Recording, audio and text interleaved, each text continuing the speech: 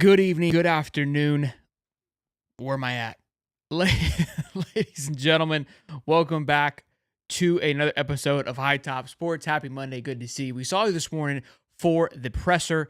That was insane. There was a lot of people in here. It was going nuts. I was reacting. We were having a great time with it. I was able to digest whatever I could digest.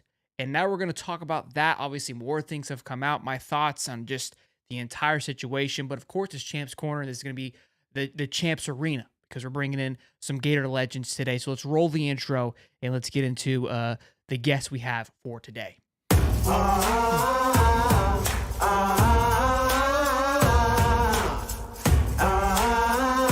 Mr. Stephen Harris, what's going on, man? How you doing?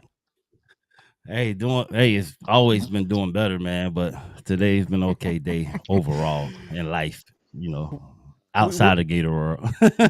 Yeah, always. We're breathing. We're loving life. We're enjoying it. But it's tough. We got a lot to talk about, and we're not gonna just us two. We're gonna bring everybody in. We're gonna bring Mr. Shannon Snell in here today, boys and girls. Mr. Shannon, how we doing, man? OG Gentlemen, how we doing today? How we doing? I had a moment. Up, look at this. I had this ready doing for good, the show. Bro. How you doing? I thought we were gonna have a celebration. Good, I had what I learned today. This is called a tutor. Thought we were gonna have celebration, but apparently I was mistaken. And here we are. Still with head coach Billy Napier, and again, it's frustrating. I was talking to you, Shannon. You were able to hear the presser. Quick, just overall thoughts on what you heard and what he had to say about where the team is headed. And I'm going to play the clip here, and we'll talk about that in just a minute.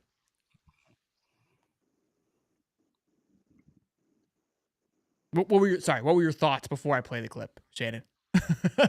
So my initial thoughts on it was felt like that good robotic answer that a coach that's about to be fired is going to give. It felt like, I took away some key words or some key phrases when he says, "Hey, this is the opportunity for us to get a little bit better," which I just totally didn't agree with, because a little bit better, in my opinion, from where they were on Saturday or where they were 2 weeks ago is still not very good. It's not winning football. And if he's saying that, then it's not. I would love to see some fire from Billy. And I think, once again, I like the guy, but a little bit of fire from him to be like, look, we got our asses kicked, and we need to go out here and win a football game against an SEC opponent, which has been almost a year since South Carolina last year. And he didn't say anything like that. It became very technical. It became very, we're trying to install this, and we're trying to. Nobody gives a damn about that. All right, it's about winning football games at the end of the day. If you're not winning football games, then you're not doing what you said you were going to do when you came to the University of Florida. Developing, great. Putting these guys in a position to succeed after football, awesome. But I think you missed the biggest part of the assignment. Like, you're trying to do all the extra credit without doing the actual assignment. The assignment is to win football games. You missed that part of it. I think you missed your calling. So you could have been a rapper with the bars right there. I like it. He said you missed doing the work. You trying to get straight to extra credit. Yeah. That would hurt. That would hurt me. I'm not. What is even about me? That one stung. That was spot on. Now, Shannon, we've had you on before, and I've seen your support, I would say, before the season, as all of us. It's safe to say that you were bought in and completely on board with what you were seeing / hearing going into game one. Yeah, I was firmly, listen, I tried to support Billy. I was, even after the last game last year against Florida State, I said, I'm disappointed that we're in year 2 at that point in time, and I'm disappointed that this is where we are. And Steve can speak on this as well, is that we've seen some tough times, like post Spurrier and post Meyer, or pre Meyer for him and post Spurrier for me, is that we've seen some tough times, and we've seen some things, but those teams were competitive. I don't care what anybody says, they were competitive. And the part for me is that it's not only do they look quote unquote flat, it's just like they just don't give a damn about being out there on the football field. And listen, there's so many more resources nowadays for both the players and the coaches to be successful, and they're not taking advantage of them. I turn on the TV every Sunday or every Saturday or every Thursday night or whatever, and I see these teams that are successful on offense. I see them having good offensive line and playing good defense. It may be once in a while, but damn, it's been a year. And it's probably been longer on defense, but it's been a long time since I've been able to be excited about Gator football. And I always said when I was done with the game that I wouldn't be a former player that got overly emotional. I mean, we take a look at this, and I'm just disappointed because I'm still Gators in my blood. So if you're a Gator, it's in your blood. I mean, you have a vested interest in it. And to watch what we've been watching, not only for the past 3 years, but more specifically the last 3 games, because even in Sanford, everybody wants to give them credit, but like, oh, we beat them, whatever the score. They struggled. The first half, they struggled. It did not look like the Gators that we're used to seeing from years ago. And we struggled, and we wanted to give them all credit in the world because Lagway looked good, and I like DJ and everything like that, but it was still a broken system. And we've just gotten exposed by 2 teams that were good, but it's nothing like what we're going to see here coming up in the next couple of weeks where we could get bounced out of the stadium very quickly. Oh my God. I mean, tell me I'm lying. You're not. It just hurts when you say you're it. Like not that. lying, you bro. Yeah, because honestly, it's like a veil over our eyes. We love the Gators so much that it's hard to see where we really weak at, bro. And when you say it like that, man, just from a former player perspective, when I listen to you and what you're saying, you're 100% correct, bro. And it hurts me to know that. Like, you're 100% correct, bro. I think everybody has seen us. I think everybody has seen both you and I. There's other former players that have been on this, and you guys have seen how we feel about stuff and how we try to talk up the team because we're former players. We've been in a position where we lost a game, and it's like the whole world's coming down on us. Thank God social media wasn't as popular as it was back in the day, but damn, nobody could ever knock us for not trying or for not running on the field or for looking just like we just didn't care about. And listen, driving around a freaking Hellcat. I wasn't driving around a really nice car. We had to park miles away, and I'm not just, I'm glad these players – right. I'm glad these players have the opportunity to do stuff and to have stuff that we didn't have. But damn it, if you're going to have it, you need to make sure that you're earning it and that you're working for it. Right now, it seems like you guys are getting a free lunch meal and you haven't even gone through the lunch line. You feel like you've arrived. It's not even a thing. This, I think, my God. You nailed on the head. This was the biggest concern of the NIL, right? How people will respond. And when we start to have these conversations, people are like, oh, you think these kids don't deserve it. But like you just said, I think you do deserve it. But be appreciative, be understanding of what you have as well too, and still put the grind and put the effort in. And again, it's like you kind of see that click of like, this game's out. Let's just go ahead and go through the motions for the next 3 quarters. We've kind of lost that juice. And it's not just Florida. You see it across the board. We're going to get into some Spurrier comments where he takes a jab at FSU in the DJU situation where it's like you bring in a guy that's getting paid a lot of money. You start losing football games. You lose the locker room too because like this guy's getting paid a ton and we're getting clapped. And he's still starting. I do want to play this clip, though, and get both of your thoughts on it. Go ahead, Steve. I just want to say one thing to something brother said. He talked about looking around the landscape and seeing other teams that are playing good football. And it reminds me of watching that Georgia Tech team on defense. They don't have the caliber of guys we have, but they play sound defense. Like everybody's doing what they're supposed to do. The defense there, you can look at their eyes and see that they're focused on what they're supposed to be doing. Our eyes be everywhere and not where our assignments are. And these guys are taking the right steps. They're in great football position, but they don't have the caliber of players we have. So it's tough when you can see other teams that are getting it right, but are not on our level. And then you watch how we play and it's not even the same. Like, you know what I mean? Boston College is a prime example of that going into Mizzou, which is a hostile territory. A lot of teams, including Georgia and Florida, struggle playing in that stadium, and they carried themselves and handled themselves very well on Saturday, and they've played sound defense and sound offense, obviously handled FSU as well, too. And again, I've been big on Boston College. They took our strength and conditioning coach away from us and Craig Fitzgerald, and Bill O'Brien is, people are talking about the next head coach, which we'll get into a little bit, too. I kind of like the idea of an NFL guy coming in. I mean, you see what Matt Rule's doing over at Nebraska. You see Bill O'Brien now having success. We're in the world of a mini NFL, and I think that's what we have to transition to. We want to keep that college-esque feel, and I get that, but it's just not anymore. Let's play this clip and then we'll talk about it. there been any discussions or you've been told anything about your future? No, none. Do you feel like there's still a path to earn a fourth season if the team can get it together and Yeah, 100%. get on a roll? 100%. Were you given any assurances like when you got here, because it's a 7-year deal, and you've Right. talked a lot about the process, the rebuild, the challenges of it, that you were going to be given X amount of time to do this? Yeah, I mean, these are all hypothetical scenarios. I mean, I think for me, I'm going to try to model what I would expect from our players, okay? And some of those things I just talked about, I think that's the whole key, is that as a staff and throughout the organization, we have to do our part to model what we would expect from the players and want from the players. All right, lot to unpack there. He kind of answers the two questions, and he realizes he's getting down a deep, deep hole that he hits with the. Well, these are all hypotheticals. First order of business. I said this, and I tweeted it. When asked, "Hey, have you been spoken to about your future?" He goes, "No." Two problems there. One, he lied, which is that's a no-go in the Walker household. I'm not a fan of lying, which is a problem. Two, he actually hasn't had the conversation, which is extremely concerning, of where we are, where the foundation is, that nobody's coming today. Billy, this doesn't look good. Now, could there have been a question of like a conversation about his performance, and you can find loopholes, right?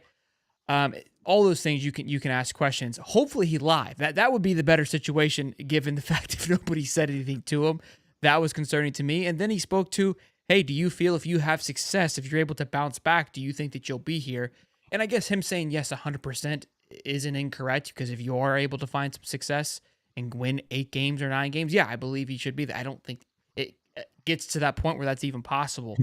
But Shannon, I'll start with you, man. What were your overall thoughts on him saying that, hey, he hasn't been spoken to, and kind of speaking about, look, it feels like he's not going anywhere. And that's even where Edgar asked, like, well, are you like locked into some 4-year contract and nobody knows? Like, that was kind of what he was asking. So I feel two ways about this. Either A, he's lying, and I don't kind of hold Billy Napier in the realm of lying, or even being reckless with the truth, if you want to call it, right? I don't see that being a thing. And then, so then on the other side of that, the UAA is not safe from this, because if Scott Strickland hadn't had these conversations or hadn't talked to him about this performance, or is not reading the writing on the wall himself, then shame on both of them. Because if they think this is the best way to run a Power 5, Power 4 program, one that used to be one of the top schools in the SEC, then they shouldn't be here. They're in over their head. They're like in quicksand. And that's unfortunate, because of everybody that's came before you, of everybody, even Jeremy Foley, of building this program. And I think everybody knows the stats of him, what he did with all the coaches he's hired and all the success he's had. It's almost feeling like that part of history has been ignored, and we're using this new narrative as like, hey, we're the new Florida Gators, and we're here just to compete on a holistic, friendly basis. It's like, you know what happened to the coaches that were villains, right? There was a villain. I used to love Spurrier when I committed to the University of Florida, was because Spurrier used to love to talk a little bit of shit. There would be something about him that was ballsy enough to step up to anybody at any given time and to put his money where his mouth is. And there was a villainness about, like a villain mentality behind him that said, hey, look, he's going to always have your back. He's going to be a little bit of a jerk, but he's going to win football games. You can even go down the line, even with Urban Meyer being successful. Ron Zook, even in his own right, had a little bit of villain behind him. And I think every coach needs that. I like Billy. And I think Billy I do think he has a solid mind for football. But he's saying he wants those guys to be like him and to be, to model of what he wants the program to be. Listen, it's not a secret that Billy doesn't really yell at the players, and his level of accountability is maybe a little bit questionable.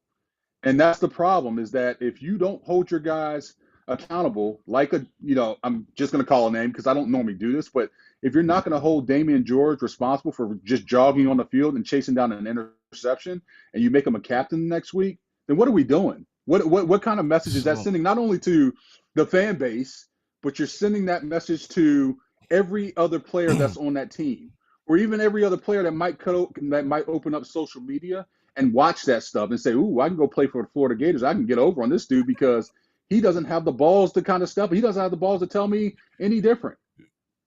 And if I'm going too deep down that road, then that's just what it is. But that's kind of what I see. If I had my son going to the University of Florida, I'm like, man, can this guy get it done? Is he going to be coached? Because I know the way I was coached, and I needed somebody to be tough on me sometimes because I didn't do things right all the time. Steve, I know you were the same way. But if you don't have that guts, if you don't have anything, if you can't do that, then you're not developing me. If you're not developing me, I don't belong at that school. You're not going too far. I'm not sure if I should hop off this mic and go do wind sprints right now. That's kind of where my Oh head's my at. God. You got me shivering in my boots. And Man. I don't know if you're mad at me or I don't know Well, what. listen, Stephen Harris want to do push-ups. I don't know change what's. his number. I'm gonna change his name to Daddy in my phone. He sound like my pops right now, boy. Listen, listen. He saw our faces. I was like, did I do something? I gotta take my glasses off, man. I gotta look this man in his eyes while he talking. Hey, are you free next Saturday?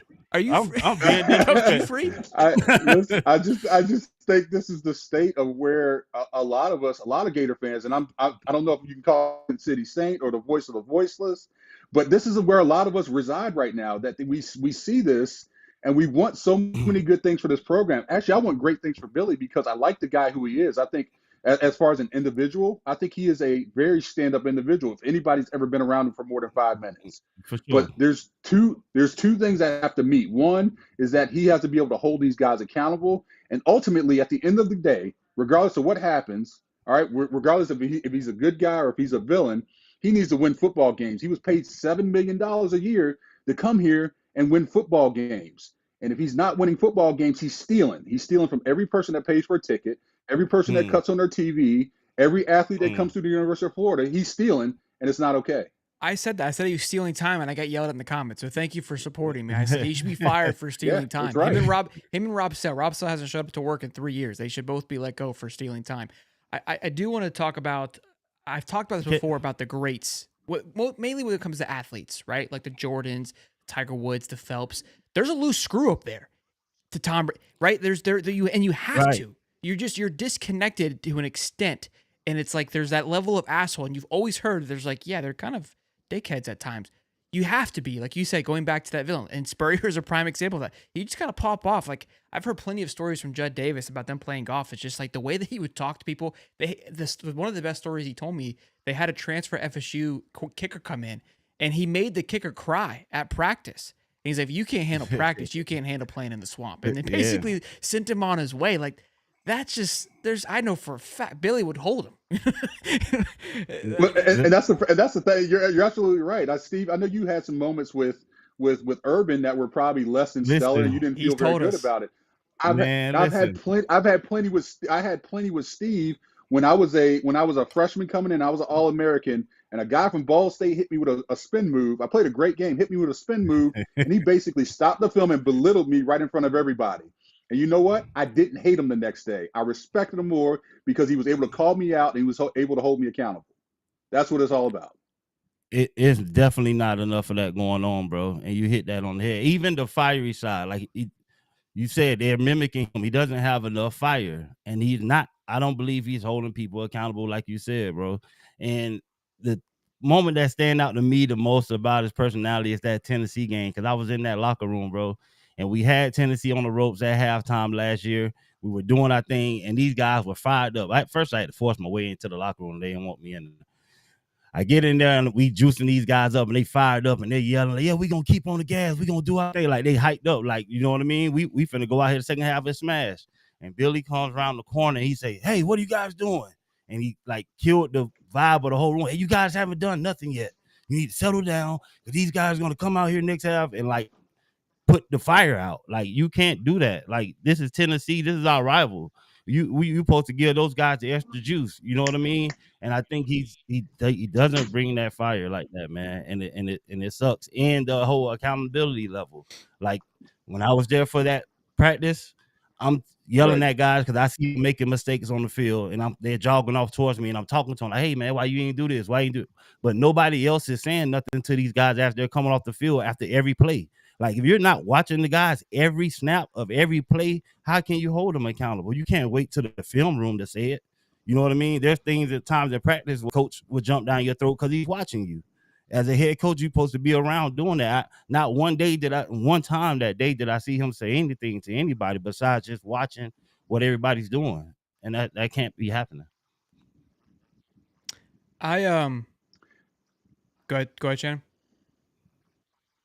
Yeah, I think at the end of the day, I think we can all agree, and I want Billy to succeed. I want him. Listen, if he could run off, 8 straight wins and get out of this season, nobody would be cheering louder from the former players section than myself.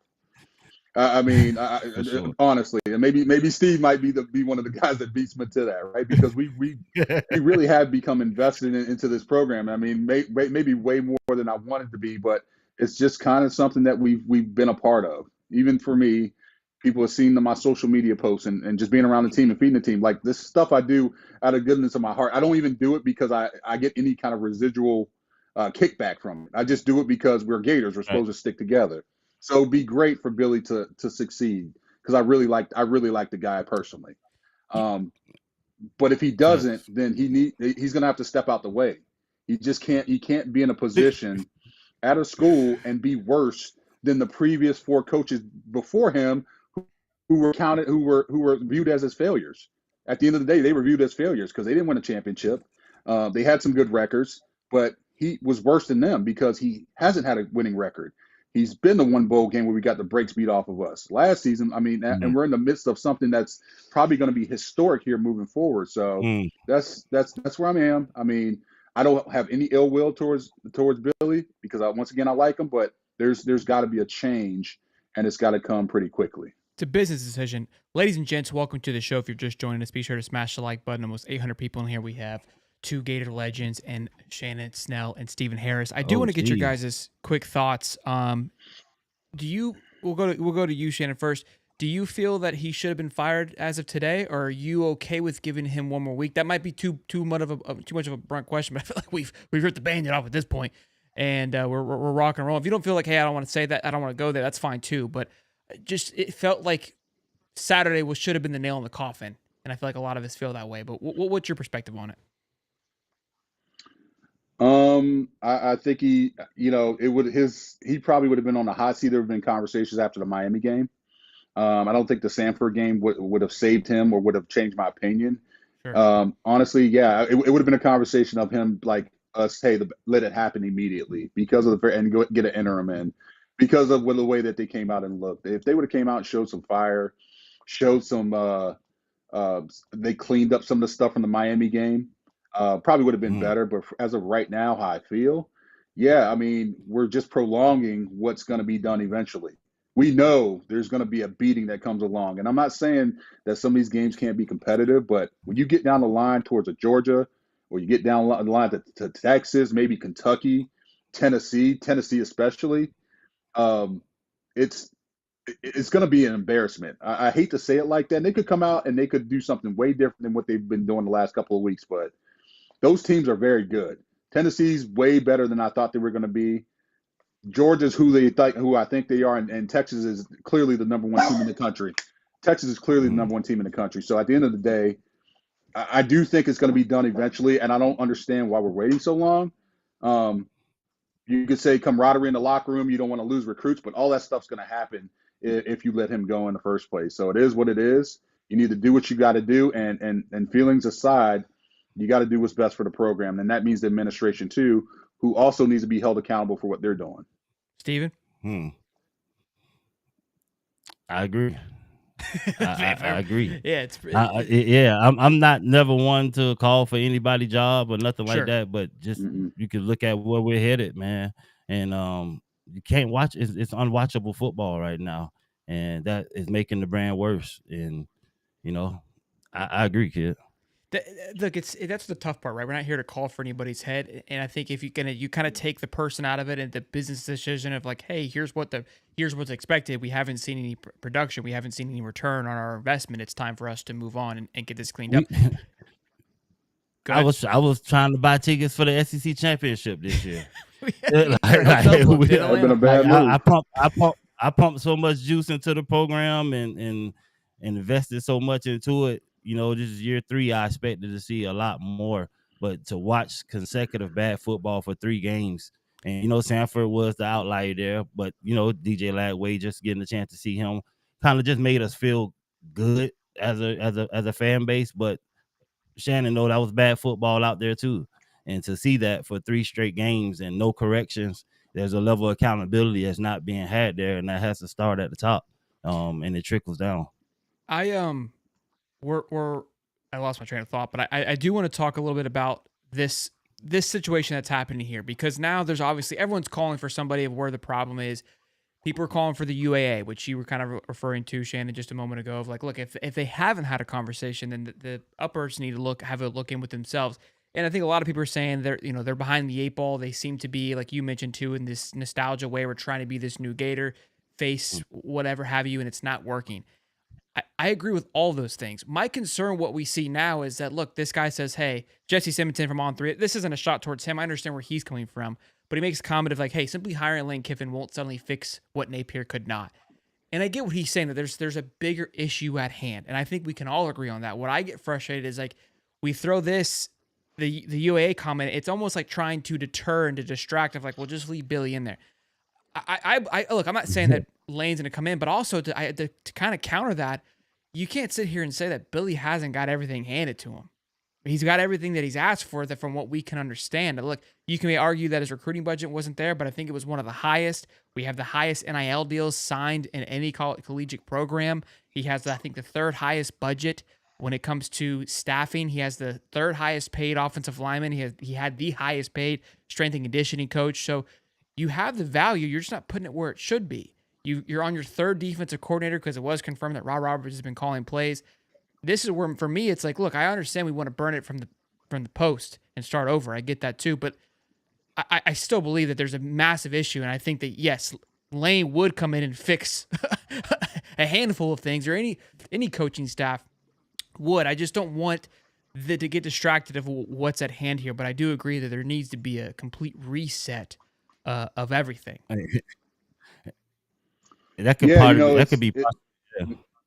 Go ahead, Shannon.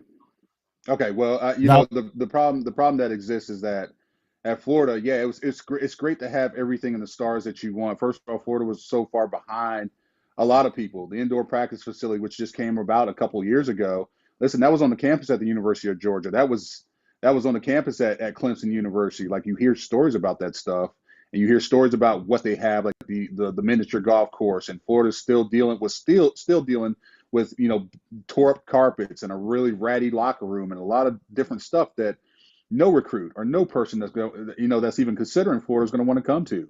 Matter of fact, some of the same carpets that were there 10 years ago, up until 10 years ago, were still there when I was playing.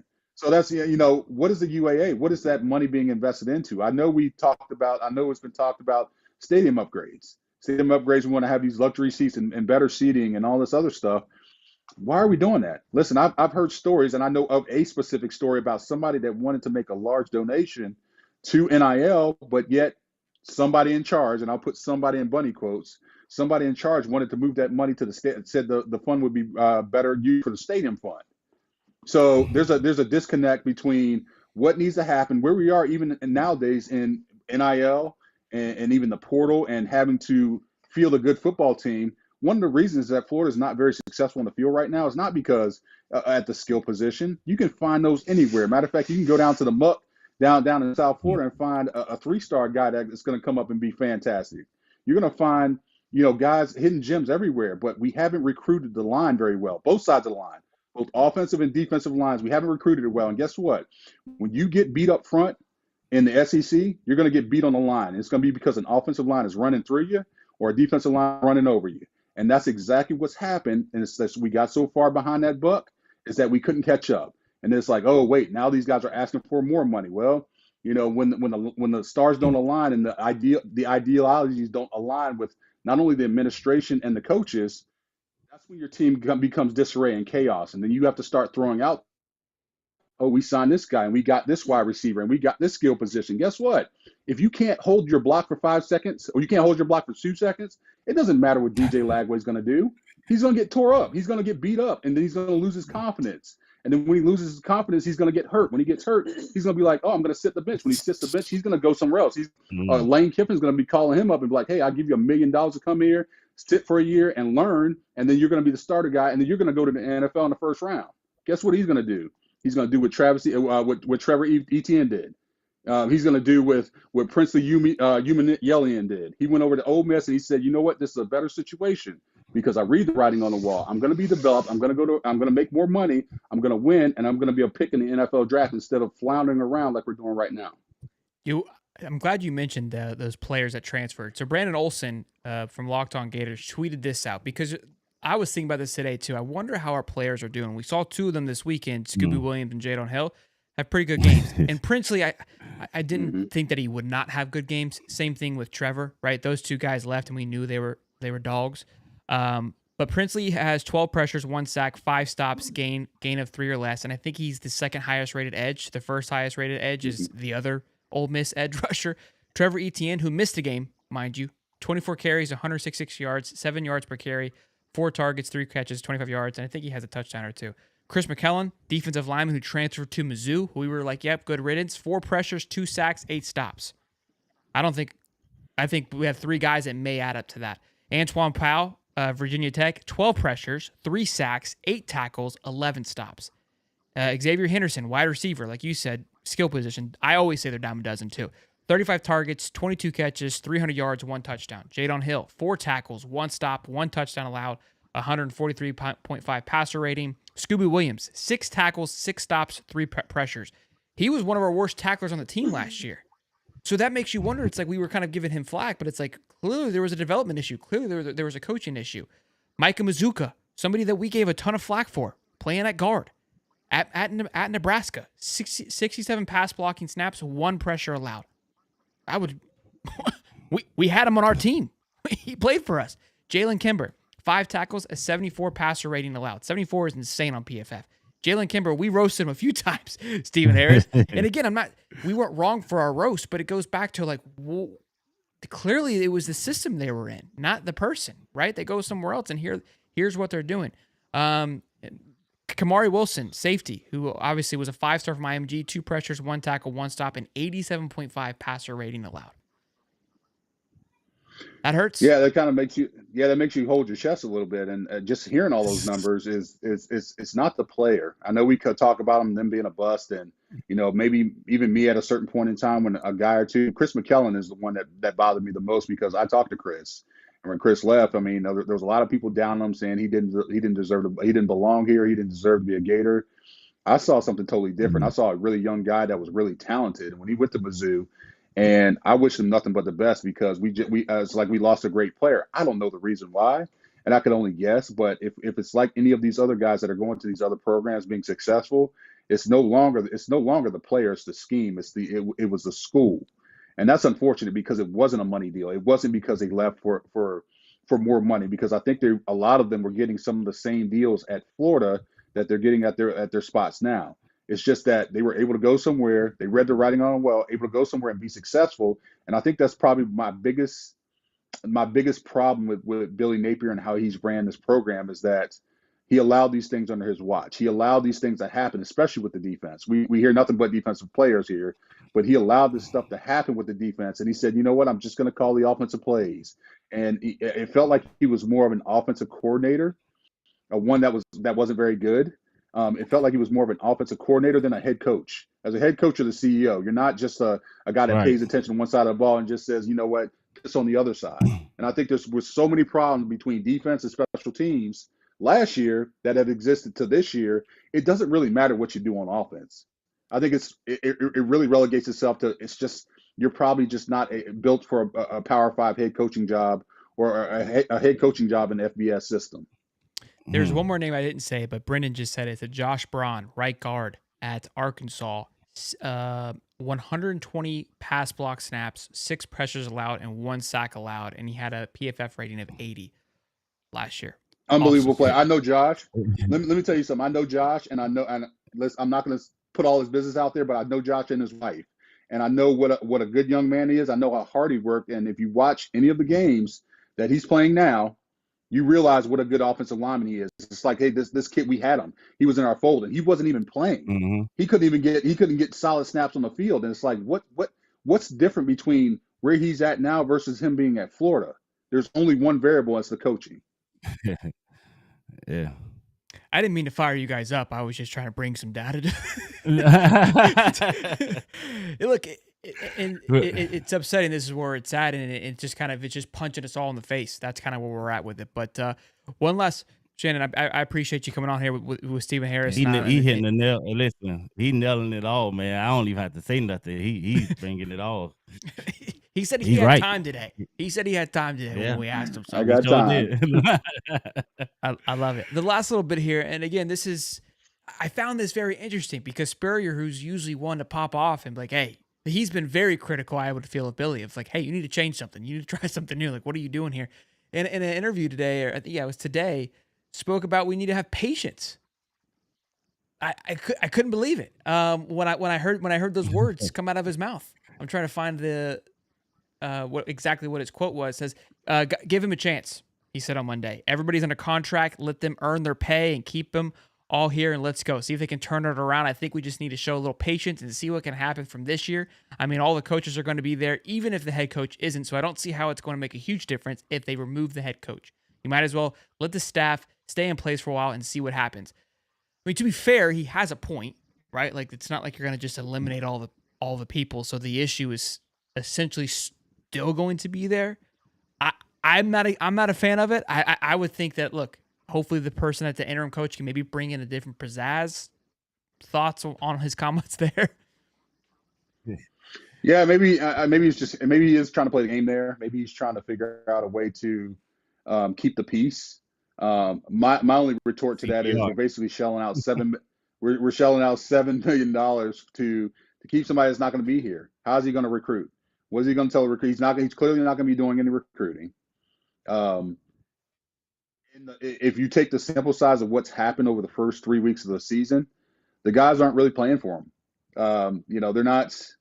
I don't know if they're just not really bought into what he's saying, or it's year 3 and they're getting something different in practice, or they're getting something in meetings, but they haven't bought in. Maybe sometimes the best thing that can happen is change, and change meaning somebody else that's maybe respected in the program, respected on that staff can step in, and doesn't have to be the play caller. It doesn't have to be the defensive coordinator. It could be somebody of a different mindset that could step in and give these guys a renewed sense of faith, a renewed sense of like vigor, like, hey, let's go do this.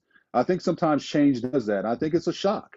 I think it's a shock to the system to say, hey, look, nobody's safe around here. And I think everybody's evaluated, because once the head guy's gone, you clearly know there will be a new guy in next year. And if you're a junior, a redshirt junior, a junior, or a sophomore, or a freshman, and you want to stick around, you may not be portal bound, then guess what? You're basically on an interview basis, and you're interviewing for your next coach, or to put something on film for a team that you might hop into the portal for. So I think there's something to be said about that. But as far as now, it's clearly the guys aren't playing for him. Whether it be because it's his coaching style, or it be because they're just not doing it. He's not getting the best out of these players like he wants to, or like he says he is. So somewhere the rubber has to meet the road, where something has to change. Changing, we had all off season for that, right? We had from the last game that you lost to Florida State, and you knew that you were going to play the University of Miami game 1. It was going to be one of the biggest games in your tenure, in your coaching stint, and you come out and do what you did, and you just Miami, and not taking away from anything from Miami, because I think Miami's a good team. I think Cam Ward's a fantastic quarterback. I think that offensive line and defensive line for them is probably going to be one of the top 10s in the country for each one respectively. But you come out and we get 40 burgered in the swamp. We lose pretty much all the mystique of what the swamp is, especially when the fans have been accused and criticized for being spoiled, for not showing up. The student section, which I know I've criticized for not supporting and not being there at kickoff, they were going crazy, but they gave us nothing to go crazy about. They gave us nothing to be like, oh, we hope. So for me, something's got to change. And if it's somebody else, I don't care if it's a Russ Callaway, I don't care if it's Ron Roberts, I don't care if it's Brandon Spikes. Somebody's got to give these guys a shot in the butt to get them on the same page and to fight. All I want to see is fight at this point in time. Spikes hasn't been thrown around, and I think he has, because he's been an assistant, but now he's a graduate, so I think he has a little more credibility on the sidelines than what he did last year. Mm-hmm. But think about someone like that will come in. When you see these NFL teams, when they fire their head coach, they'll bring a player in The Patriots bring in, I think Jared Mayo is their new head coach, and he was a former player. Antoine Harrison, I believe, for the Raiders, previous player, and he was supposed to be an intern guy, but because he has the passion for the team that he's on, that's what that team needed at that moment in time. They didn't need like necessarily an X's and O guys and a guy with big picture, the CEO mindset. It's like, I just need someone who's passionate about this team and passionate about winning and understands the game of football. And thinking about it, Brandon Spikes would be perfect for that. It's like, we just need the emotion back. We need to know the importance when we get to Tennessee, what this game means. When Kentucky comes into our house, what that game means, and go out there and just play football. Screw the rest of it. Don't worry about this stuff. Just go punch somebody in the mouth. I'd rather you make a mistake trying to murder somebody than just being stuck in no man's land, floating around, looking like an idiot. Yeah, Can be I a villain. add to that? Yeah, go ahead, Steve. I'm sorry. No. You just said, like, after the game, all the interviews and the players coming out, and it was like, no, it's not the coaching, it's us. We got to do this. If they can say that, if they can realize that, oh, it's us, and they're saying it's not the coaches, how come the coaches can't realize it? Like, why are y'all allowing them to not give the best effort? Like, why are we at week 3 and then you're coming out saying we can do more, we can spend more time doing this, we can spend more time doing that, we got to come together? You guys should already be together. It's season time. Like, you had all fall. Like, where is that accountability? Like, if they can see that for themselves, I've been seeing it. Why are the people in the building not seeing it and holding them to that level? I don't understand. Yeah, I think that's the disconnect that we're talking about. If you're a 20 to 22-year-old or 18 to 20-year-old young man, and you're getting this from former players, or you're getting this from a former player that's a coach, and you're not getting it from your head coach, you're not getting it from your position coach, then there's a disconnect. There's a severe disconnect where something needs to be reset, something needs to change. And when you take the job at Ben Hill Griffin Stadium for $7 million, and you live inside those 4 walls, guess what? Everything's on you. Regardless if it's good, if it's bad, it's on you. Your name is in the paper for good. It's going to also be in the paper for bad, because when something goes bad, guess what? Guess whose neck is on the line? You mentioned at the top of the show, and Steven's mentioned it too. You kind of, when you leave the game, when you leave playing for Florida, I imagine at that time, I don't know how you felt, but you said you stepped away. And I imagine, because as a player, what we're going through right now, I'm sure you guys dealt with it to a certain extent. You've got older players kind of having voices and being critical. And I imagine there was a point where you're like, I don't want to be that guy. I don't want, you know what I mean? So you kind of take a step back, but then you kind of come full circle where you do get invested, just kind of organically, like, and not even trying to be all in, but you grow a passion, you grow a love, you talk to these players, and in a sense, you grow that fond of, like, I want them to be successful. So then when that doesn't come in return, this is where we're at now. We're frustrated and want to see those guys having the passion that you're speaking about now. And I feel like that's been gone for quite some time. I felt like they were trying to enable have them understand the rivalry of each game, but I just feel like, again, like you said, that Miami game is, how could you? There's no possible way that you should come out flat. It was everybody. You maybe had like 1 or 2, but it's like, how is, again, just naturally, you should just be riled up. And it felt like it was just everybody was tired from the get go. Maybe their warm up is too tough. I don't know. I don't know, man. I would hope that. I mean, I feel like, if you come out game 1 and that's the way you look, then that's going to be who you are. I mean, I was willing to overlook it last year in Utah, because there was a lot of travel difficulties. There was a lot of stuff going out there too, from East Coast to the West Coast, a little bit different. But the last couple of years, we've seen the same thing, that they came out flat and then they kind of just waltzed through the season. For me personally, I'm just not willing to just sit around and watch them waltz through a season again. Like, that's just without change. That's just, sure. It's frustrating, because I know what it takes to be a Gator. Steve knows what it takes to be a Gator, and we know how the tough days out in the sun. We didn't have an indoor practice facility where if it got too hot, we would go indoors. We knew you had to fight every single day for your job. I know if you didn't run after an interception, or if you weren't hustling, then Steve Spurrier was gonna be knuckles deep in your ass. That's just the way it was. Or yeah. Urban Meyer was gonna be jumping 2 feet into your chest. So that's kind of what it played out to be. I'm used to that, and I hope these guys get back to a place where they can respect the Gator standard. I know we haven't talked about that in a while, because that standard is technically gone. We haven't seen that standard in years, and that's just unfortunate. That's not who we are. Well, Shannon, I don't want to take any more of your time. I know you had time, but you've given us more than I could ask for. It greatly appreciated. I think that the chat, there was almost 900 people, not 1,000 people in here earlier. I think they really enjoyed what you had to say. So I really appreciate it. And hopefully we can make some waves with these conversations. But would love to have you back on as always, man. I appreciate it. Tell me to give you a follow and hope all is going well. I know you were kind of working with Sonny's and you've created a partnership with them. So congrats on that. I know that was kind of in the talk Yeah. the last time you were on. So tell me to give you a follow, man, and I appreciate you as always. Yeah, thank you guys. I appreciate you following me, the big boss. You see where I'm at, and I'm just gonna keep it real. So I appreciate you guys having me on. Absolutely. Stadium Miguel says knuckle deeps in your ass. And we sign off from that. Mr. Shannon Snell, thank you so No much, man. Go pause, Gators. no nothing. Look. Go Gators, bro. Much love. Good to see you, bro. Later, guys. Shannon Snell, everybody. We're not going anywhere. We got Cam Parker coming on. He was at the presser earlier today, so we're going to bring him on here in just a minute. How about that, Mr. Stephen Harris, huh? Man, oh my God, fire. Yeah, you pass the collection plate now. We got the whole offering. Breach, you know what I'm saying? Gosh. What's funny is I was talking to a guy who played football at Mississippi State back when Mullen was there. And this was right after Mullen's tenure at Florida.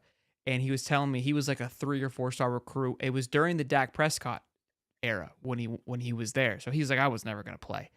But they came up to him, he said, and they asked him if he wanted a red shirt. And he thought they were like asking like they wanted him to. And he's like, yeah, I'll red shirt. And the next day at practice, I guess they were upset that he redshirted and basically just beat the hell out of him. He was like, dude, goes, I didn't know what it was at the time, but he's like, we were treated like prison inmates. And he wasn't complaining, but just hearing, like we've heard obviously with Swamp Kings how they were treated. He's like, dude, it was insane. Cause I went to JUCO and other schools and he's like, dude, it was cake. He's like, it was nuts. And just hearing him kind of talk about like those coaches and how they were, we're not too far removed from it. I mean, things have changed a lot since then. Look, so accountability is an all-time high, man. It sucks that Chapman was the loudest voice we've heard in a long time. That shouldn't be. So. Quick super chat from Conway Titty says he knows something if we don't Spurrier. Yeah, I do want to kind of dabble into that because before Cam Parker hops on here, again, he was at the presser today giving us all those insight while we were live earlier. Where I'm getting frustrated is I'm starting to get a little concerned of where we are with everything. When you take a look about how Spurrier or how Billy was today, asked about if he's been spoken to about his future, he says no. Then about like, hey, are you going to be around next year if things go well? He goes 100%. Strickland was at the presser. I guess he just dabbed up before he walked in there. Then you get this Spurrier information here. You're starting to wonder if, again, Edgar asked if there's some kind of legalizing binding in the contract that keeps him here for 4 years. And as if like, it doesn't really matter how loud we are. They're just going to take it on the chin. It's concerning to me, honestly. You know, a lot of people have been talking about Strickland and removing him from his job too. So and maybe those conversations are not being had because he got stuff to worry about himself. Okay, we still live? All right. I was worried. We just clicked back on. All right, here we go. I don't know. I have no clue what happened. I have no clue what happened. That was wild. I thought we lost the whole stream. I was devastated, but we're back. All right. Cam Parker's here. Probably lost some people. They thought we died. I thought we did too, but we're not. We're back. $2 from Army. That was weird. I think Cammy brought in a bug. I don't know. Maybe it's Billy. Billy's trying to shut us down. All right. Listen, all right. I paid my Wi-Fi bill today. I thought it was me for a second. I was like, no, I just put that $50 in. Like, there's no reason why this shouldn't be working. Yeah, I don't know what happened. $2 from Von Durant. Thank you, man, for your $2, and thank you, Armor, for your $2. Boys and girls, keep smashing the like button. Let them know we're still live. We didn't go anywhere. Did you see my bubble graph today on the stream, Cam? I saw the meme on Twitter afterwards. Yeah. Was it not a good? He's an artist. Was it not a good description of what's happening? I thought it was pretty spot on. I mean, yeah, that's kind of what it feels like right now. You know, the whole interim president thing with Kent Fox is really slowed down. It feels like a lot of different things because I know Shannon's kind of talked about this and alluded to it, and multiple people have, that he's not a big football guy. He's not a big athletics guy. He's a president that is a lot academic based, which obviously is university president, that's good to have. But when you're the University of Florida, with how much money athletics brings in, you have to put an emphasis on that too. You just can't ignore it. And with just the way that everything's going on and the boosters, according to ESPN, having this money pulled in, everyone's come out and saying that they're mad and they're ready to go. But Billy comes out for his presser today, and there's nothing about him and his future other than him saying that they haven't had that discussion, which that alludes to what you said, where if they're not having this discussion, that's really just bad work. That's just being just your job and whatnot. So it's just it feels like an organizational mess right now from the outside looking in, where either Billy's lying about not having those conversations, which I would be more inclined to say that he is, because how could you not have those conversations? That's part of your job, is to have those. Or they are just so inept that they're just not having those conversations at all, which that would just be way too hard to believe for me. So I don't know. Your bubble's spot on though. You're a great artist. Hang it in the Louvre, Thank you. put it on the Twitter Hall of Fame. But yeah, man, it feels like an organizational mess right now. This has just been a crazy couple of weeks, and unless something happens after the Mississippi State game, it feels like it's going to get even crazier. Thank you for your support of my drawing. I felt like it was pretty spot on there as well. I do it as look from your perspective. I talked about it a little bit on Sunday because there was some drama that went down on Sunday with reporting and journalism and other journalists taking shots at people on Twitter, which is the norm for that world. I've learned from talking to you that the journalistic world is a dog eat dog world. And I found myself into that at times as well too. So I try to. I don't claim myself to be a journalist, but in a way, I fall into that category given just what we do, and I understand that. I don't claim professionalism. Clearly, look at my dumb ass, but I know people come to us for information, so I try to keep that as professional, and I understand what I don't want to say power, but the influence that we have, right? So I appreciate it and respect that. But there was the report from Nick Del Toro and 247. Right, I'm not trying to call it Nick. We'll just say on 3 of there being meetings, right? Amongst board members to ESPN. I think it was Chris Lowe that they reported it from, that the buyout was collected. So you have this information, right? That has happened. Those things don't happen or are not reported on if there isn't some sort of conversation that had to have happened with Billy. So again, it goes back to, did he lie to us? Did the reporters lie to us? Which again, these guys better than anybody, and myself included. Yes, do people like clicks and all those things? But these guys, they realize that it's a long-term game. You think they really are going to make a living off of one massive headline? Like, come on, that's not how this thing works. What was the vibe on that? I mean, I don't know how much you can talk about it, but I imagine there were some upset reporters on how that all kind of shook up, because the next day it was like, yep, none of this is true. I mean, I'll just say this, just regarding Nick Del Toro. He could be negative Nick, but he's not a liar. Just Sure. From the time that I've known him and seen him work and talk to him just outside of, I would not to say I'm like close with Nick and back whatsoever, but we have talked more than we have this year than in previous years. And, he definitely, he's trustworthy when it comes to things like that. And as far as an official board of trustees meeting, I haven't talked to anyone about what happened there. I'm more inclined to believe that there was in some way an informal meeting, because again, the rules do explicitly state that they have to call and post it on the website for it to be an official board of trustees meeting. That's not to say that there wasn't an unofficial board of trustees meeting. You know what I mean? Like, whether it's an official board of trustees meeting or unofficial, who knows? I'd be more inclined to believe that there was a meeting at some point. But I would say that that's more on the lines of an unofficial meeting than anything else. Just from knowing Nick a little bit and just the way that the reports came out, and then the rules about the board of trustees meetings, I'd be more inclined to believe that there was, in some case, an unofficial meeting at some point over the weekend. Yeah, and it's frustrating too, because in my opinion, and I wrote this in my column for Gators Illustrated, the answer is clear. The only choice right now is that Billy shouldn't be the head coach anymore.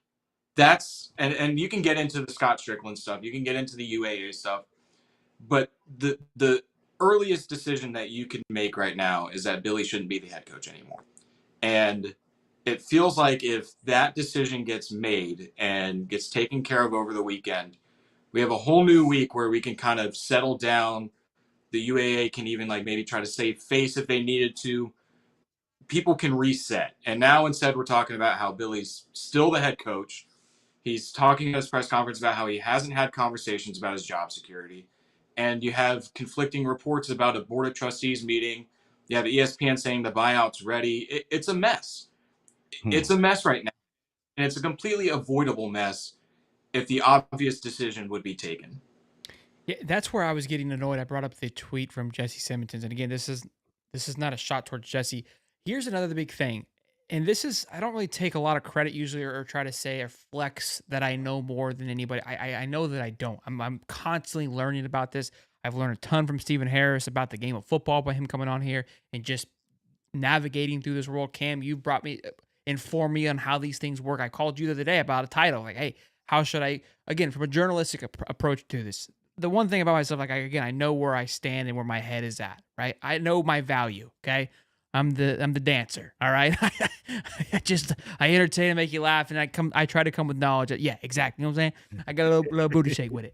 I do try to come with knowledge, though. I know that there comes value. I can't just be the dancing clown forever, right? The class clown. I know that. So, and that's where I pride myself on. Is like, look, I've been invested into this damn thing for the last 3 years, and it's been as close to this as if more than my family. And so, you'll hear people from the outside, like the Jesse Simmonsons, and I got a clip from Kevin Carter where it's like, you can't fire the coach mid-year. You're going to see all these people and these big-time reporters. You had Shannon Sharp talking about it. They're looking from a million-mile distance and just spewing what they know to be true based on their experience. And it's not that it's wrong, but it's very overview, right? And it could be good at that time, but some people are like posting this out here like, well, this is what they think, this is what they think. The one thing that I can say is that, again, with me being so close to the program, I feel like we have a valid opinion of what's going on here in this situation. It's like, look, I'm not just saying this because I'm being emotional. It's like, look, we have been invested into this. We're hearing things constantly about people being upset, this and that, and how much of it's true or not. Those things we don't know, right? But like you just said, ultimately the biggest decision has to be to let Billy go. And like what Simmons, going back to Jesse Simmons' tweet, where it's like, well, hey, it's bigger than Billy. I get that, but we got to start somewhere. And it starts with Billy, and then let's go from there. You can't fire the UAA and still have Billy in charge, because then who's going to fire Billy? You know what I mean? There's levels to this thing, and that's where it's like, I don't want to get it distracted from what's at hand, and that's why I think it's even more important to move on from him as soon as possible. So then we do have this time to figure out the rest of the minutia for whoever is the new person that would be coming in. Yeah, and I will say too, you just add to it that Kent Fox is only an interim president. You really want an interim president who's not interested in sports to hire your entire new UAA? Like that's the way, at least that I look at it, that if the University of Florida was to do a complete reset of the UAA, I don't think Gator fans would want Kent Fox taking control of that. You know what I mean? Like, it's just, I think, again, step one is you start small and you work your way big. And that's, you take care of the football program immediately. Shane Matthews said that the boosters were going to, if there was going to be a coaching search, the boosters would take care of that. Scott Strickland wouldn't be involved, which is the right decision at this point. No athletic director at any respectable football or respectable university should get to hire 3 football coaches.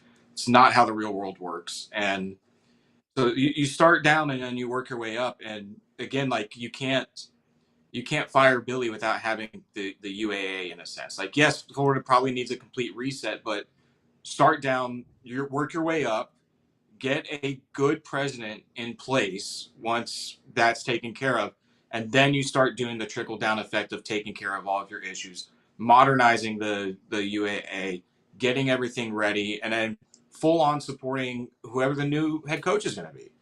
That's the only way you could do it, is that this is a prime time for the University of Florida to take a good look in the mirror and reset everything. I would rather them reset everything when they have a new head coach in so that they could grow with that head coach, then keep a previous head coach who doesn't have a winning season, by the way, and is probably not going to have another winning season if he stays another year.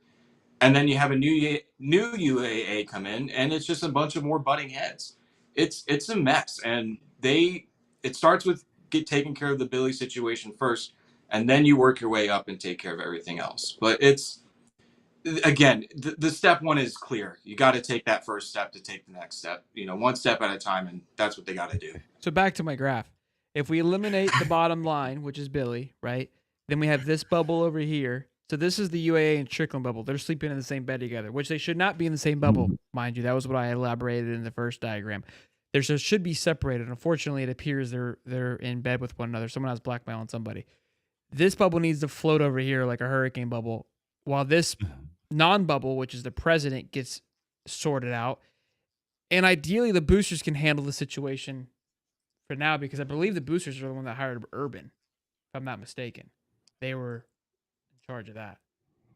So, again, it needs to be facilitated the right way. But again, it's a messy situation. And the thing that concerns me, and the reason I went back to the bubbles, and I also have this thought, right? Because the other, obviously, Lane Kiffin is the name that's been tossed around.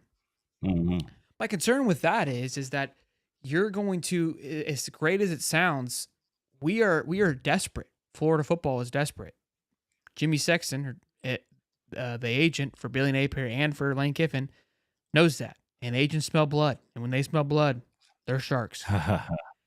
You also have the UAA, who clearly thinks their shit doesn't stink and thinks they are the smartest people in the room, which when you're in power, that's just the name of the game. Then you have the boosters that, and this isn't a shot towards boosters, that's just people in general. When you have that kind of money, you flex it, you're loud about it. But when push comes to shove, you kind of want to have the last say in it. And my concern is that Kiffin and all these guys have the power, and somebody's going to have to relinquish the power. And I don't see any one of those parties willing to swallow their pride at this very moment. I could be wrong, but that's what concerns me of what's at stake here. And again, it's the reason why, for me, it's the reason why Billy still has his job is because Strickland doesn't want to swallow his pride that he was wrong again. Right? I think that's where he's at, and nobody's forcing his hand to do it, because I think, again, there's a weird connection. Again, if the fact that it hasn't happened yet is where I'm getting irritated, and people are saying, well, why would you fire Billy? The kids are going to leave. This is going to happen. If I'm a kid, if I'm anybody, I'm questioning the entire program right now and how it's being ran. Unless we are just completely, I find it very hard to believe that all 74 guys they're going to bring to Mississippi State are bought in. I find it hard to believe that 25 are bought in. I would say maybe 15. I do believe that 15 are still bought in. I don't believe that more than half are bought in, and that's an issue. I could be wrong, but I don't think there is. Actions speak louder than words. You see on the football field. And boosters, the UAA, the players, the coaches. It's the fact that the according to ESPN, the money is already pooled together for the buyout. They played 3 games. That's usually a week 11 issue. We're in week 4 already talking about a buyout. So it's clear what we're also talking about UAA, where everyone in Gator Nation wants Napier at least out as the head coach, right? Most of Gator Nation, 90% want him gone. Worry about an interim later, worry about head coach later, but he needs to go. And then the UAA and Scott Strickland have not taken that step yet. So it's clear to see where they are thinking right now. That it's 2 complete opposites. And again, it doesn't matter what they say. The actions are speaking for them. That it's clear what the boosters want to do. It's kind of clear what the UAA wants to do. There's got to be some ground with it, but I think no matter what, that the clear-cut answer is that they need a new head coach. And then even to the players' point, too, I know Shannon talked about this before I came on, about just the effort on the field. Again, those actions speak louder than words. We had 4 players speak to us in the media between Saturday and today. I believe it was 4, 2 on Saturday, 2 today. And all of them have echoed that sentiment of, we believe that we could turn this around. We have confidence that we can turn this around. Great. There's 90-something other players on the team. So what do those too. You know, I respect Austin Barber and his words. I respect Graham Mertz and his words. I respect Derek Wingo and his words, and I respect Devin Moore and his words. But what are the other guys thinking right now? What are the other guys saying right now? You only speak for so much of the team, and that's, I think, where everything kind of stands right now. Austin Barber too, I'll say, because I don't know if you guys watched the player press conferences today. Not live streams. That's not a big deal. It always is never live streamed. But he answered 12 questions today, and 10 times he said something along the lines of, I have confidence in this team. I'm confident in that group. I'm confident in our coaches, or I have trust in this unit. If you have to say that 10 times, I don't believe you. You've overshot your drill the message it's like home, blink huh? twice if you're not confident. And he came on today. He kind of had not necessarily the same overabundance of I'm confident or something, but you could kind of see it in his body language too, speaks louder than words. And it was the lowest I've seen Derek Wingo look since he's talked to us. So it's, you know, that's the state of what things are right now. That's just the reality of the situation. That it's not looking good, looking weak, and they're gonna do something about it. You know what? They probably are confident though, but that's not going to get you anywhere. I was confident about this year, but you see what's been happening. Yeah. We got a super chat from Von Durant, says $5 says, let Spurrier or Myers take over the rest of the year and find a new coach. I think people like Urban's not going to take over. Spurrier is not in the realm to coach any. I think we kind of forget it. The guy's been out of the game for about a minute. It's not that simple where you can just show up and start slinging. I mean, look, I know a guy knows X's and O's, but that's a little bit far-fetched. Urban, could he come back? I think, yeah, I could do it for an interim. I heard that was going to get passed around, but I don't think that's reality. $5 says, it was really an honor to boo Billy at both halftime and at the end of the game Saturday. I will not go to another game with him as the coach. Thank you for your service, Evan. Oh, Lord. Urban's not coming back. He's not ruining his legacy. He's not coming back to try to salvage anything. You're only good as your last showing, and he's not coming back. If you can't yell at these guys and get in their face and mother F them, Urban ain't coming back. We know Tebow was our holy guy, and it made Urban seem as if he was like the gospel too. That's not Urban. Urban's gonna cuss you out. He's gonna get in your face, and if you can't do that to these guys, he's not coming back. I'm telling you. And to answer that super chat too, I commend you for sticking through a lightning delay, rainstorm, and a second blowout loss in 3 games just to stay to boo. I don't necessarily agree, booing someone. That's just my personal thing. Like, I'm very quiet when it comes to that. I'll write a column about how a coach, should be fired because that's kind of my job. But I box and just boo them all the time. But considering the situation of, and again, I put a tweet about this too. Like that's how the fan base feels right now.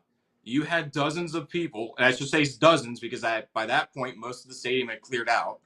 Dozens of fans stay through a lightning delay, a torrential rainstorm, a blowout loss to Texas A&M, and just bad effort, intensity, and execution, just so that they could boo the coach going into the locker room. Passion, boys. That even as a fan, as a 14-year-old, to watch Will Muschamp get booed after they lost to Missouri, and I don't think anyone stayed to the end of that game to boo him. I think they booed him at halftime and then went home. Yeah, I was at that game. Yeah, like I remember like everyone booing him, and the fourth quarter was cleared out, and that was it. Yeah, that was the first time I've seen anyone do that with a head coach here, and the times that I've been going to games, both as a fan and now as a reporter, it's just insane. Couple of these comments here. So Edward McCoy, I feel like you're just trolling. He told me to take the Gators hat off. It's not that cold. I have no clue what that means.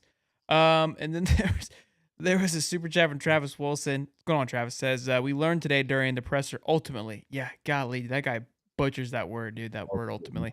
777 strong, boys. Be sure to smash the like button and subscribe. Also, too, I saw this guy comments. What did he say? Jude says he says something about Lane Kiffin would come here. I never said that Lane would not come here. I think he would want to come here, but I think when push came to shove, I also believe that he has an ego about himself. That's the reason why we want him, and there would be a debacle with the contract. I fully believe they would be here, but I don't think he's going to be the nice guy who goes, "I'll take less to come coach for Florida." No, I don't see that happening either. So Swamp Donkey's still here. We're still rock and rolling, almost an hour and a half in. I do want to do one last little thing. Cam, you're I guess Terrence Biggs works. Yeah, he's one of our writers. His article, I noticed it during the presser, and I love that he broke it down. Basically, the what I'm looking for, the gestures of Billy Napier. He broke down like, yeah, the body language. And when Billy was doing he was doing this hand wringing thing, I was like, I've never seen Billy do that before. Oh, that was he broke it. He broke it all. He broke down every little thing he did, but to the tapping, to the hand wringing. I was like, yo, this is a cool ass article. That was fun to read. Yeah, so he's a cool guy, man. Just recently gotten to really know him. And it's funny too, because he'll do the articles that I kind of don't always want to do or I don't think of. I told him that I was going to the presser today and I would have the transcripts, and if he wanted them, let me know. And as soon as the press conference ended, I'm walking out of the building, funny enough, to go on the High Top Discord. So if you're not in the High Top Discord, I'm finally in it now. So, I'm locked in. And but I'm joining it, and I get a text from Terry saying, "Hey, I want to write an article about Napier's body language. Send that stuff over whenever you're ready." And I'm like, oh. And he was right too, because I went back and watched the replay on both the Florida Gators actual YouTube page, and of course I watched your reaction live stream, which a lot of memeable moments, actions, but the comments too about just his body language and the my reaction. Yeah, just he was all over the place. You could tell when someone is tapping a lot or talking with their hands a lot or doing this and that, it means they're nervous about something. That's usually what it means. It doesn't take an expert or a PhD to tell you that. I've never seen something like that with Billy before. He's usually a pretty cool, calm, collected guy, monotone, says what he has to say, and heads on out. And he'll talk with his hands. He'll mostly do something like this, emphasizing something, but not as much of the tapping emotions that I've seen. But also, I don't have a PhD in body language expert, so I don't want to say anything about that too much. But yeah, I like Terry's article a lot. If you guys wanted to read that, I retweeted it on my Twitter page, but you could also go to si.com/Florida. And then, of course, Shelton retweeted it too, so it's on his Twitter. Yeah, it was very fun to watch or to read about that, and again to watch it too and just see the difference. And you also let us know that there was people. I've got a very interesting phone call happening right now. Uh-oh. In regards to answer Florida football. Yeah, I have to answer this.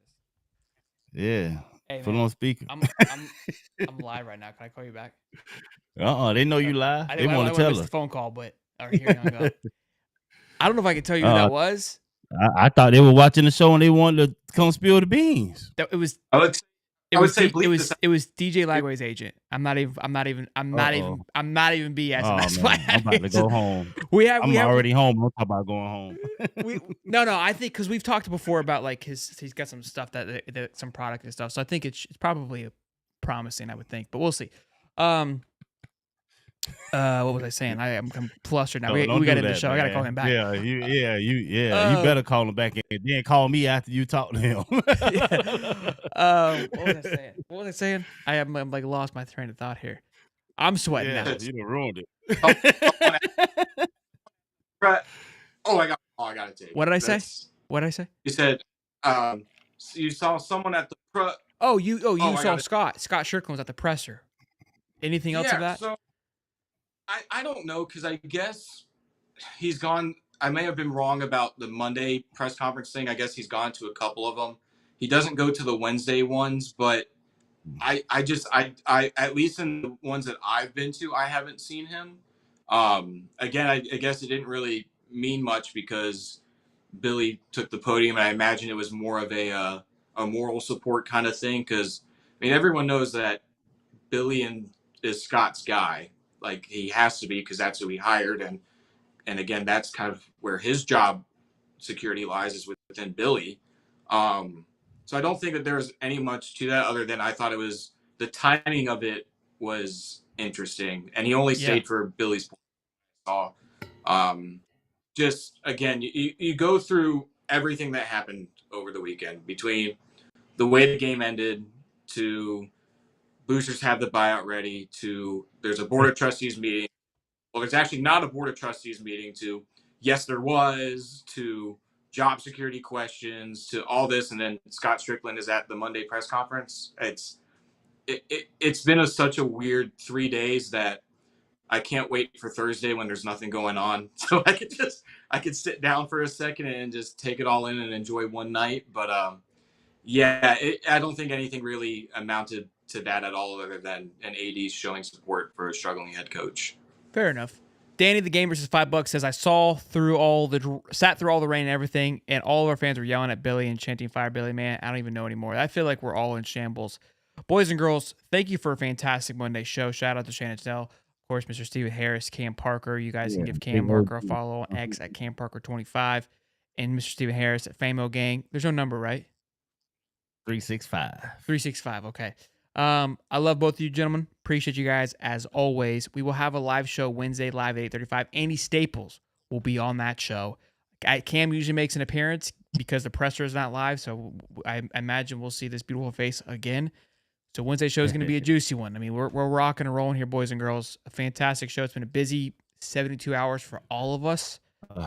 Not much sleep, but look, I'm not going to quit on you guys in the middle of the game. Okay, we are in the middle of the season. I was going for a walk earlier. I was like, man, I am tired. But this is what we sign up for. This is what we dial in for. It's the season. I'll be missing it when it's not the season. So I got to remember to appreciate it while we have it. At least we got some football, boys. Whether it's ugly, good, or bad, at least we got a little bit. But I got to get back to that phone call. So you guys be good. Yeah, I love y'all. Be sure to like and subscribe. We'll see you guys in the next one. Peace and love, baby.